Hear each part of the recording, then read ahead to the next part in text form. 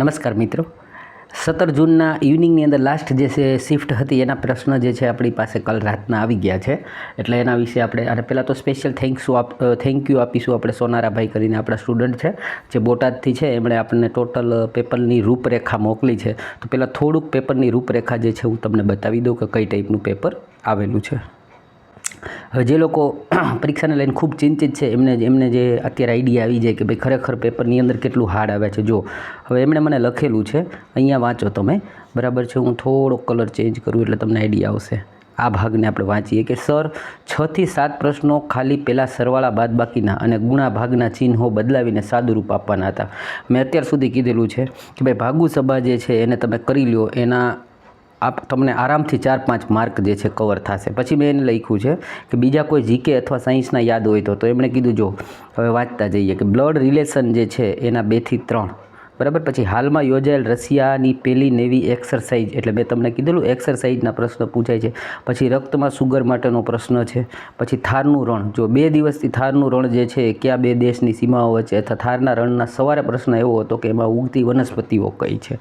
Okay, પછીનો પ્રશ્ન જોઈએ તો કે એમાં ભારત, પાક, ઓકે, આ બધા ઓપ્શન હતા. પછી ગંગા નદી છે કયા રાજ્યોના મેદાનની પ્રદેશ આચ્છાદિત કરતી નથી. ઓકે, પછી પ્રશ્ન હતો 1996માં બંધારણીય સુધારાના આધારે બંધ કરાયા, બરાબર છે, એ ટાઈપનો પ્રશ્ન હતો. એને શબ્દ યાદ નથી. ઓકે, પછી જે છે આગળ વાત કરીએ, પાલી ભાષાના શિલાલેખમાં નદી અને જળાશયો વિશે કયા શબ્દ લખવામાં આવ્યો છે. ઓકે, એમને ઓપ્શન યાદ નથી. પછી સૌથી વધુ બૌદ્ધ સ્તૂપ જે છે ક્યાં મૌર્ય સમ્રાટે બનાવેલા છે.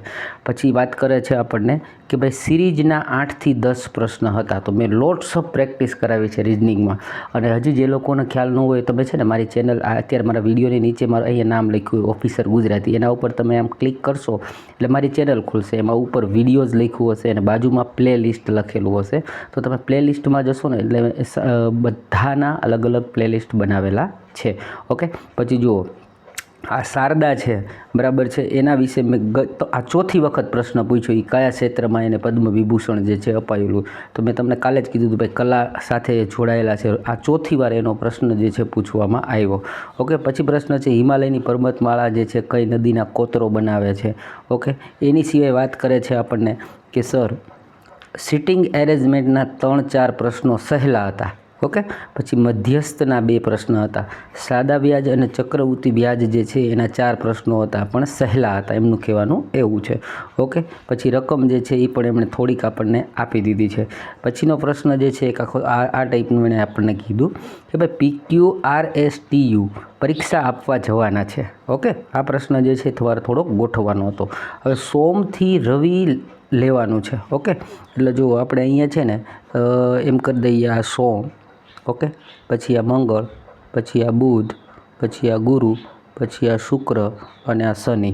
ઓકે, હવે રવિ હું એટલે નથી લખતો કે એણે એવું લખ્યું છે કે રવિવારે કોઈનું પેપર હોતું નથી. ઓકે, હવે જો સોમથી રવિ લેવાની છે, વીનું પેપર છે ને એ શુક્રવારે છે. ઓકે, એટલે આ શુક્રવાર જે છે એની નીચે હું અહીંયા વી લખી નાખું છું. ઓકે, પછી કે ક્યુ અને એસની વચ્ચે 3 જણા. હવે ક્યુ અને એસની વચ્ચે જો તમારે 3 જણા બેસાડવા હોય તો ક્યુ અને એસ સહિત 5 જણા થવા જોઈએ. તો જુઓ આપણે 1, 2, 3 ને 4, એટલે અહીંયા ક્યાંય બેસશે નહીં. તો તમે અહીંથી બેસાડી શકો 1, 2, 3, 4 ને 5.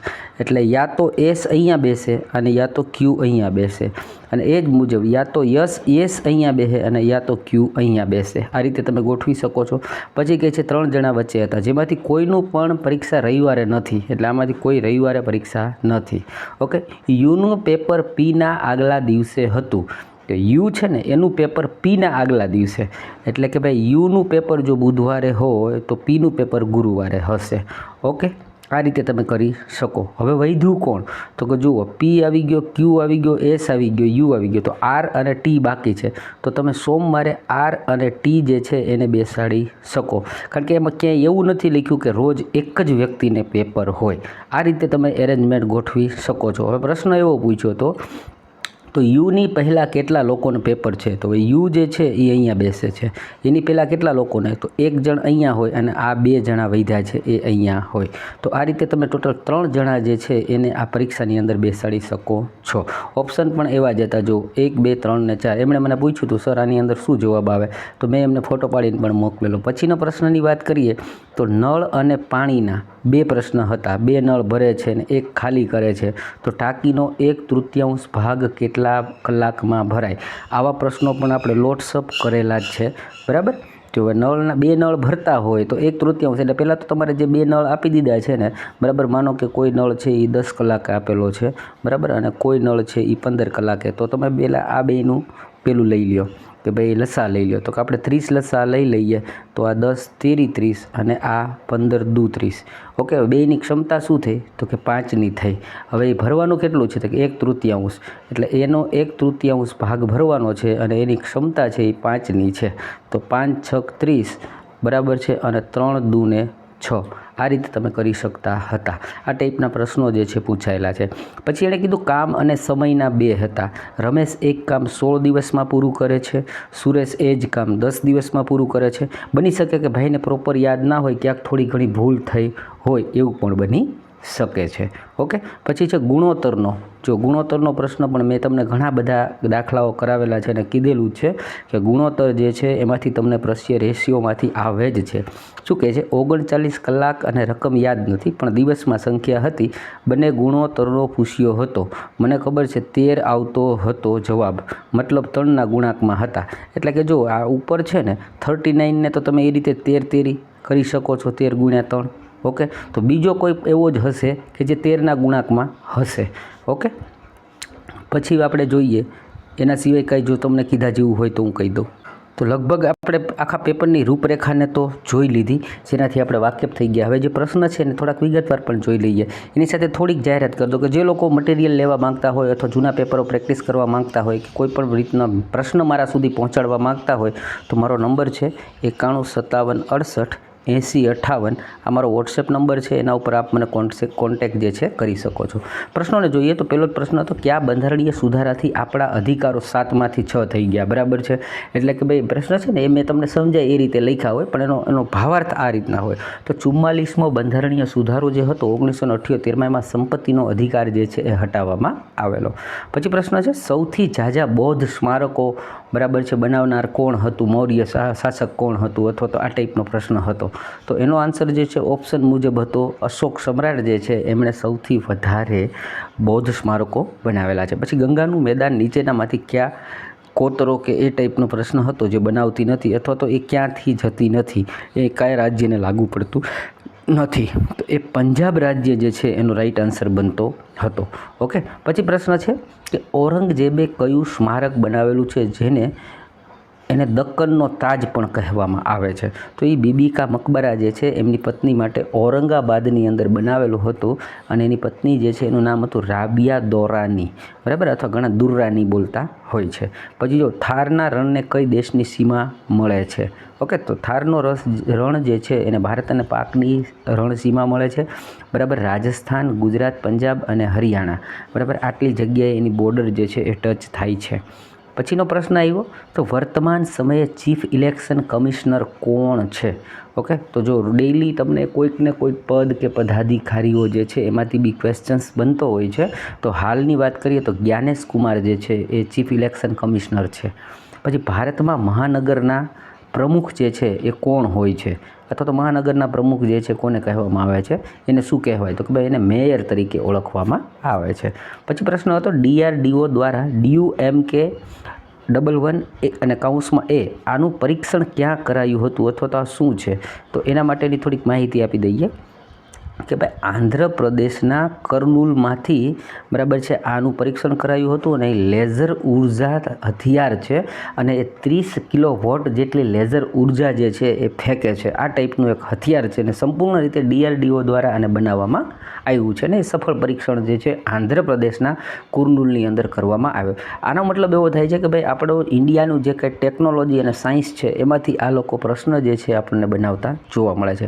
પછી પ્રશ્ન આવ્યો હમણાં જે આપણે વાત વાત કરી. શારદા સિન્હા જેને પદ્મ વિભૂષણ મળેલો 2025માં, તે કોણ છે અથવા તો કોના જોડે એ સંકળાયેલા છે? તો એ કલા ક્ષેત્ર સંકળાયેલા છે.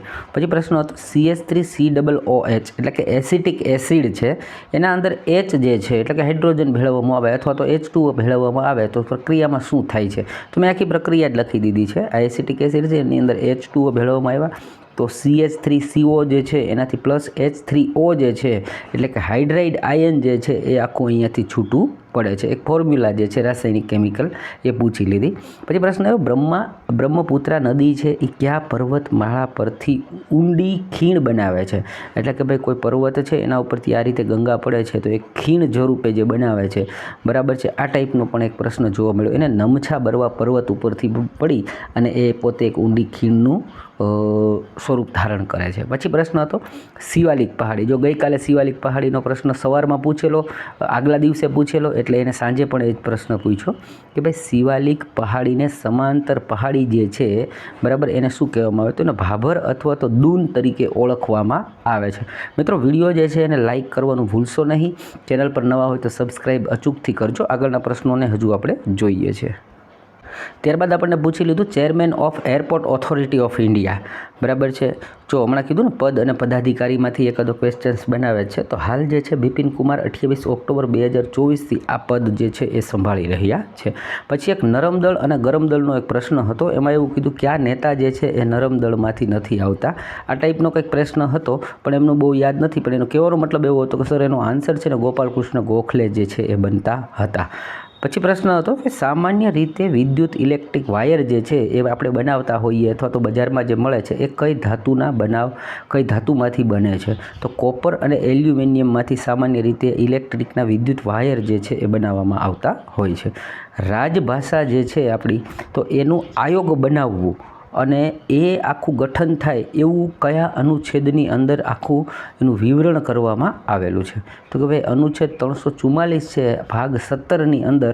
આમ તો 343થી 351 સુધી એ બધી રાજભાષા વિશેની માહિતીઓ છે, જેમાં અનુચ્છેદ 344 જે છે એ આપણને કહે છે કે ભાઈ રાજભાષા આયોગ જે છે એ બનાવવું જોઈએ. પછી પ્રશ્ન હતો કે ભાઈ હરિયાણાની ચૂંટણી માટે, બરાબર, એમાં 4 વિધાન આપેલા હતા કે ભાઈ હરિયાણાની ચૂંટણીમાં નીચેમાંથી 4 વિધાનો છે એમાં ખોટું કે સાચું કયું છે એ તમારે કહેવાનું હતું. એના અંદર એવું હતું કે ભાઈ ત્યાં ફલાણી સરકાર છે, આટલા ટકા વોટથી જીતી હતી, આ રીતના મતદાન થયું હતું, આટલા ટકા વોટિંગ થયું હતું. આ ટાઈપનો ક્વેશ્ચન્સ જે છે એ પૂછવામાં આવેલો હતો. ત્યારબાદ એક ટેકનિકલ પીસીમાંથી પ્રશ્ન આવ્યો કે ભાઈ કીપ નેક્સ્ટ જે છે એ શું છે? તો આઈ થિંક એ ગૂગલ જે છે એની કંઈક એક નવી ટેકનોલોજી આવી છે કીપ નેક્સ્ટ કરીને. એટલે કોઈ વસ્તુ છે એને એઝ ઇટ ઇઝ રાખી અને તમે આગળ જમ્પ મારી અને જતા રહો. આ ટાઈપની કોઈ ટેકનોલોજી છે, મને પ્રોપર આઈડિયા નથી, માટે આ પ્રશ્ન જે છે તમારા પર છોડું છું.